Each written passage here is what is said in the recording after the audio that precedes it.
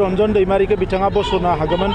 बरनाखिसै दा दिनै बिथाङा बेफोरखौ ओरैनो नाटकीय भाबै बुंदों बेखौ बयबो मिथिगौ जों गोसो गोरबोनिफ्राय लुबैयो जे बिथाङा जेलनिफ्राय गनांगौ बिनि थाखाय जों जेसेबां हायो खामानि मावगासिनो दङ आंहा फोथायनाय दङ खम समनि गेजेरावनो जोङो रन्जन दैमारि बिथांखौ बरननो हागोन मोनसे फोथायनाय दङ बिनि थाखायनो जोङो खामानि मावबाय थादों आसाम सरकार भारत सरकारजों रायलायबाय थादों आरो अबंलावरिनि अननायाव जों जाफुंसार जानो हागोन रन्जन दैमारि बिथाङा जोंनि हारिनिनो दैदेनगिरि आरो बिथांखौ जोङो जोंनि उदां अख्राङाव लाबोनानै रायजो राजाफोरजों जोङो मोजाङै थासारियाव जोङो सोलिनो हागोन बेखौ आङो मिजिंथिदों आरो नैबे फैबाय थानाय लकसभा बिसायख'थियाव UPPL हान्जानि बिजाथिया एबा UPPL BJP मित्र जোटनि बिजाथिया मोनसे जारिमिनारि माने भट मोननानै जोबोद बुरजा माने भट मोननानै देरहागोन बियो रोखा जाबाय खेबसेल' भट होनानै UPPLखौ सरकाराव लाबोबाय दिनै BTR ओनसोलनि रायजो राजाया गोजोननाय मोनबाय मोजां थासारि मोनबाय रैखाथि मोनबाय आरो गोबां रोखोमनि जौगानायखौ मोननो हाबाय दा नंखायनो BPF आरो UPPLनि गेजेराव बे डिफारेन्सखौ नुनानै रायजो राजाफ्रा दिनै रोजा रोजा UPPLनि फारसे आवगायबोदों दिनैबो बेवहाय 3,000निख्रुइ बांसिन रायजो राजाफ्रा UPPL दलाव जइन जागोन UPPLआ मोनसे सुबुं दमा खुंदों आरो हाजार हाजार रायजो राजाफ्रा फैनानै बाहागो लाफैदों आरो बेवहाय बेखौनो फोरमान होदों जे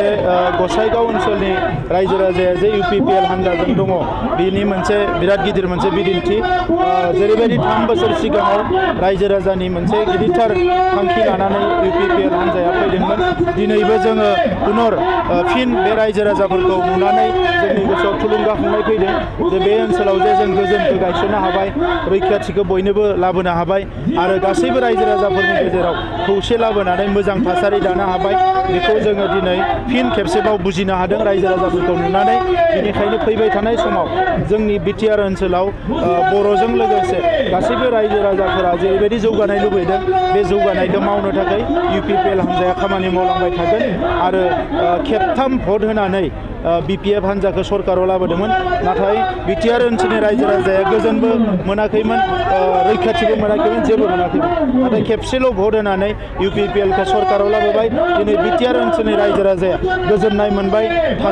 मोजां थासारि मोनबाय रैखाथि मोनबाय आरो गोबां रोखोमनि जौगानायखौ मोननो हाबाय दा नंखायनो BPF आरो UPPLनि गेजेराव बे डिफारेन्सखौ नुनानै रायजो राजाफ्रा दिनै रोजा रोजा UPPLनि फारसे आवगायबोदों दिनैबो बेवहाय 3,000निख्रुइ बांसिन रायजो राजाफ्रा UPPL दलाव जइन जागोन गाबोनबो जइन जागोन कन्टिनिउ जइन जागासिनो दङ आरो नैबे फैबाय थानाय लकसभा बिसायख'थियाव UPPL हान्जानि बिजाथिया एबा UPPL BJP मित्र जोटनि बिजाथिया मोनसे जारिमिनारि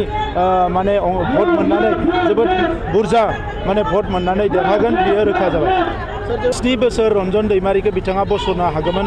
बरनाखिसै दा दिनै बिथाङा बेफोरखौ ओरैनो नाटकीय भाबै बुंदों बेखौ बयबो मिथिगौ जों गोसो गोरबोनिफ्राय लुबैयो जे बिथाङा जेलनिफ्राय गनांगौ बिनि थाखाय जों जेसेबां हायो खामानि मावगासिनो दङ